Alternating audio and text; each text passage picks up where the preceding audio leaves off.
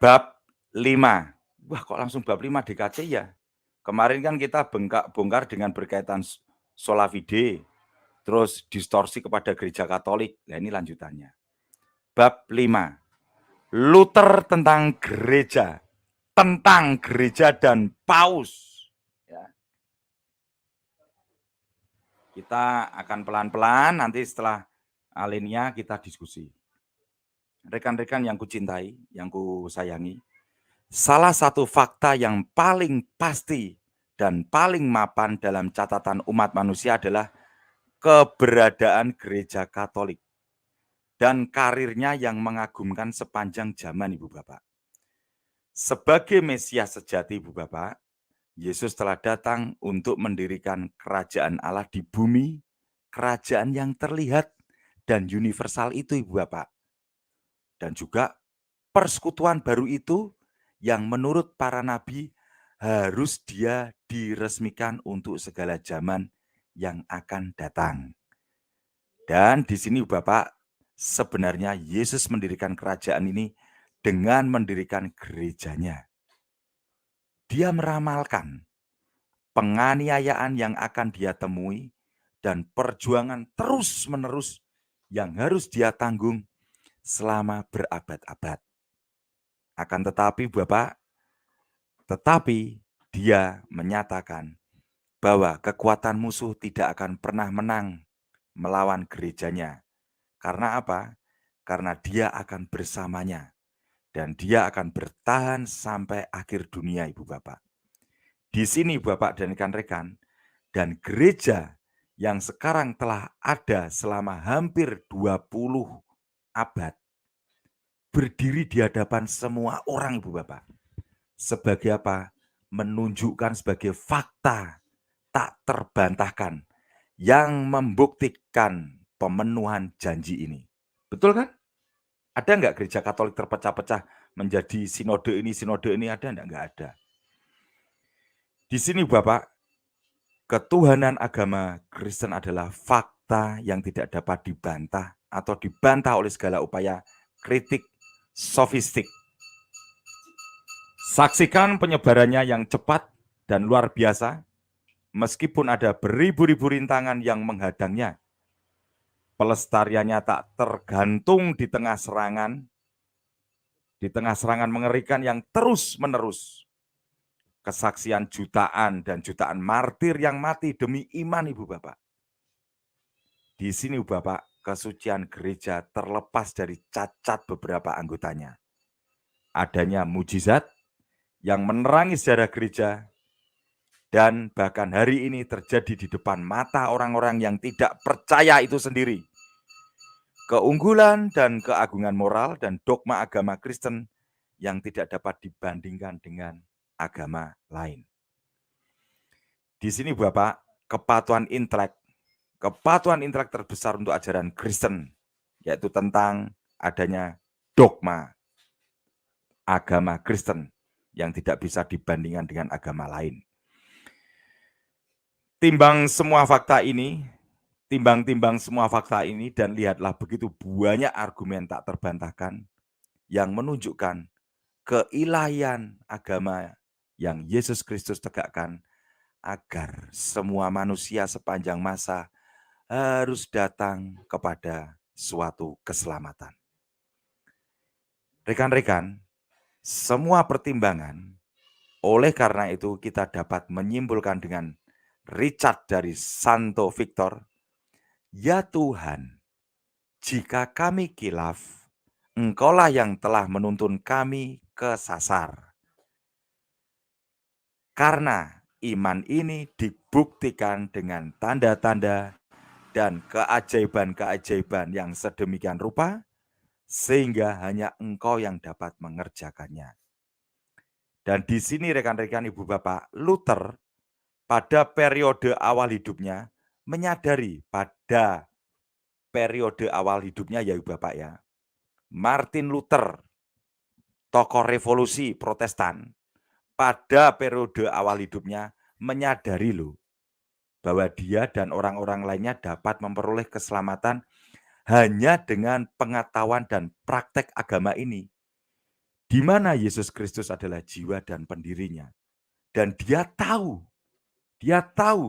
sebagaimana ditunjukkan oleh iman dan nalar bahwa Yesus Kristus dan agama yang benar hanya dapat ditemukan dalam gereja Katolik. Ini periode pertama loh ya, periode pertama tokoh revolusi Martin Luther loh ya, dia menyadari akan hal itu loh ya. Makanya diperhatiin saya berbicara. Dia tahu kalau agama yang bisa menyelamatkan dengan iman dan nalar hanya ada di gereja Katolik. Di mana hanya guru yang mengajar, membagikan rahmatnya, dan mengkomunikasikan roh ilahinya. Dia tahu siapa guru itu ya, guru itu Yesus sendiri yang membagikan rahmatnya dan juga mengkomunikasikan roh ilahinya. Luther tahu.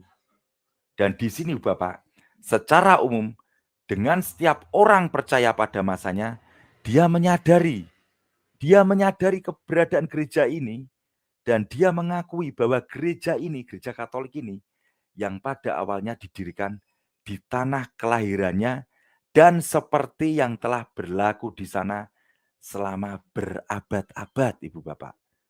Selaras dengan yang berlaku di seluruh kekristenan dan sejak masa lalu, melampaui semua lembaga sipil dan merupakan satu-satunya organisasi yang didirikan oleh Kristus dan diberkahi olehnya dengan keabadian untuk memberitakan Injilnya demi keselamatan dunia, Ibu Bapak.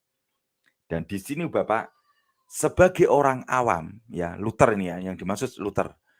Sebagai orang awam, ia mengetahui semua ini.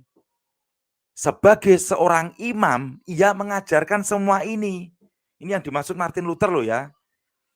Sewaktu dia menjadi orang awam, dia mengetahui akan hal ini, Ibu Bapak.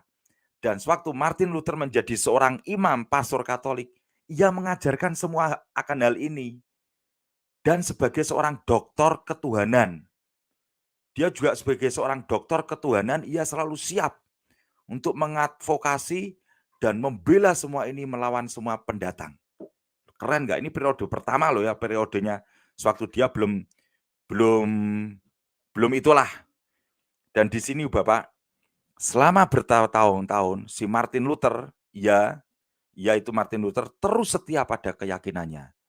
Dan semua penampilannya dicontohkan dalam kehidupan sehari-harinya, Ibu Bapak. Tetapi di sini Bapak, seiring berjalannya waktu, dia secara bertahap menjadi lalai. Lalai akan apa? Lalai dalam melaksanakan tugas-tugas spiritualnya. Dan sedikit demi sedikit meninggalkannya sepenuhnya, Ibu Bapak. Dikarenakan apa? Karenanya dia kehilangan rahmat panggilannya dan akibatnya imannya berkurang dan juga kesetiaannya kepada gereja semakin melemah. Dan di sini Bapak, menurut pengakuannya dia sendiri, menurut pengakuannya Martin Luther, seperti yang telah kita lihat, dia menjadi ceroboh dalam melaksanakan tugas-tugas monastiknya. Ceroboh itu dalam melaksanakan tugas-tugas monastiknya dan setiap hari melanggar Melanggar apa? Melanggar kewajiban-kewajiban yang jelas dan suci yang dengannya dia mengikatkan dirinya secara sukarela dengan sebagian besar kaul khidmat. Kewajiban-kewajiban yang jelas dan suci itu ditinggalkan semua loh Bapak. Dilepaskan semuanya. Dan di sini Bapak rekan-rekan, karena kebiasaan melalaikan doa dan meditasi dan pelanggaran terus-menerus terhadap aturan tarekatnya, akhirnya Martin Luther menuruni skala kesempurnaan langkah demi langkah. Kesempurnaan itu menurun drastis langkah demi langkah. Sampai apa? Sampai seperti yang selalu terjadi dalam kondisi seperti itu. Persepsinya tentang kebenaran ilahi berkurang. Persepsi tentang kebenaran ilahi sudah mulai berkurang. Dan semakin lemah dari hari ke hari, sampai akhirnya dia jatuh ke dalam keadaan menentang dan merombak, melawan kebenaran abadi dan satu-satunya media Memberontak, sejati. bukan merombak, memberontak. Ya, oke. Tapi ini literasinya seperti itu, Om. Nanti aja, Om. Sabar, Om. Ini saya pelan-pelan nih, Bapak ya, biar jelas. Saya ulang dari pelan-pelan ini. Dari sini. Karena si Martin Luther itu akhirnya dia menurut pengakuannya dia sendiri, akhirnya dia ceroboh dalam melaksanakan tugas-tugas monastiknya, bahkan setiap hari kewajiban-kewajiban yang jelas dan suci, yang dengannya dia mengikatkan dirinya secara sukarela, sebagian besar kaul khidmat itu, akhirnya terlepaskan, dilalaikan Ibu Bapak. Dilalaikan semuanya dengan adanya suatu doa, meditasi, dan akhirnya melakukan pelanggaran yang terus-menerus terhadap aturan tarekatnya dia. Akhirnya apa? Akhirnya dia menuruni. Akhirnya skala kesempurnaan di Martin Luther itu turun. Skala kesempurnaan di Martin Luther turun dan langkah demi langkah sampai seperti yang selalu terjadi dalam kondisi seperti itu. Dan persepsinya tentang kebenaran akan ilahi berkurang Ibu Bapak. Dan semakin lemah dari hari ke hari, sampai akhirnya dia jatuh ke dalam keadaan menantang, memberontak, melawan kebenaran, dan satu-satunya media sejati komunikasi mereka kepada umat manusia itu ditentang semuanya, diberontak semuanya. Meninggalkan terang surga yang datang dari doa, yang penuh tekun, dan terbawa oleh kemandiriannya sendiri, dia mulai mempertanyakan Ibu Bapak, kemudian mengabaikan. Dan apa? Dan akhirnya menyangkal otoritas ilahi gereja di mana dia dibesarkan Ibu Bapak. Dan di sini Bapak akhirnya Martin Luther lupa bahwa gereja adalah tubuh Kristus loh Ibu Bapak. Sakramen kesatuan individual dengan Kristus dan melalui Kristus dengan Allah. Dan bahwa barang siapa memberontak menurut diktum Roh Kudus dan tidak memiliki ajaran Kristus, tidak memiliki Allah Ibu Bapak. Ini dilakukan oleh Martin Luther. Tetapi si Martin Luther atau dia tidak begitu peduli dengan pernyataan yang begitu khidmat dan hanya merindukan pembebasan dari otoritas hukum Tuhan dan gerejanya untuk mengikuti tingkah dan fantasinya sendiri yang selalu berubah-ubah. Kita tahan dulu di sini ya.